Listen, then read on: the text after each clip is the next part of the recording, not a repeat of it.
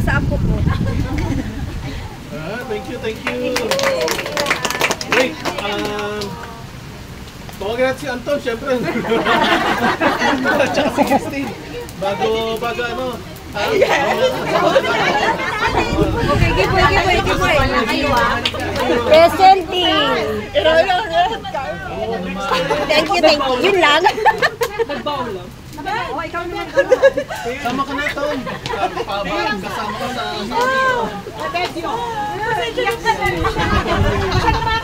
Tapos next week lang sila kayo. Pag-alis sa amin, tapos balik agad. Thank you po. Tapos agad. Wala akong masabi. Nada na sabi mo. Kaya ang sabi mo. Yun nga po, thank you po talaga. Masarap po yung pagkain. Ay, thank you po sa paghahanda. Ano po? Mag-miss namin kayo. See you next year. Kung kanina, iyakan. Ngayon naman. Hindi ko na alam po eh. Hindi ko kasanay sa ganito, Dad. Parang makakasama namin din. Mamaya sabihin ka. Ano po, uwi po kasi kami. Para sa school na mga bata. Pero next year, Kita kids! Yun na po. Salamat. Vivian. Christine naman medyo iba yung situation. Kaya, pero somehow, medyo matagal ulit natin siyang hindi makakasama ulit. And, yun Ay, this time po pala ko, nilipat na po kami. Alam. Kasi yun yung ini-encourage ko kay Christine. And syempre, although mahirap, but kasi yung ano natin, yung kaayusan, kapag yung isa ay pupunta sa isang lugar, kahit nasa work or kahit na ano, kung tatagal siya ng mga 3 months or more, in-encourage talaga ng samahan na ilipat muna yung ano doon, yung kanyang card. Kasi para ma-associate siya dun sa local kong, and malaki yung benefit yun, especially kapag nagkakaroon ng mga problema, mas directly siyang maaalayan ng mga kapatid doon sa ano. So magkakaroon kumbaga ng ano ng sense of belongingness. Kasi kung nandito, malilimitahan tayo na makatulong. Pero kung andun siya yung card, kumbaga official, mas makakakilos yung mga kapatid doon para pero syempre,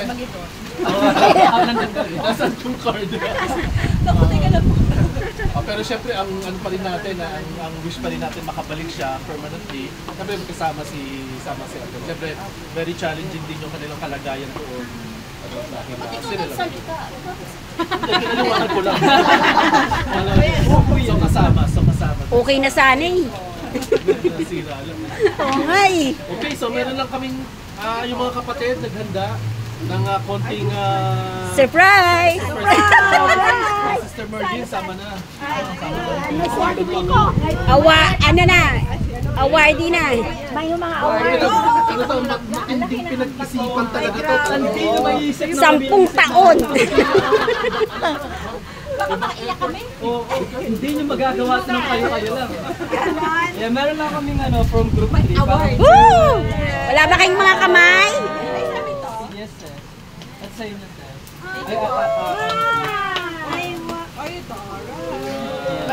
Maiiyak na yan. Tapos yung letter, wag mo nang basahin nyo. Mamaya na. Wala. Kayo magbibigay sa akin. Ate Merlin, ano na lang, i-convert mo na lang sa dollar kung magkano yan. Kasama yung mga kids, kasama yung picture mo na. Picture mo na sila. Mas maganda yung kay Ate. Ba't dapat yung picture nung sa kanya? Kasi babalik ka pa naman next year. Oo. Kasi yung sa amin po yearly. Yes. Ang mahal magpalamig ito doon sa... Dollar kasi sa kanya eh, dollar. Kasi isa pa malamig doon. May pa-brown. Tsaka malayo. Sir, napulo lang namin siya lalim. Complain talaga. Complain talaga. Sige na.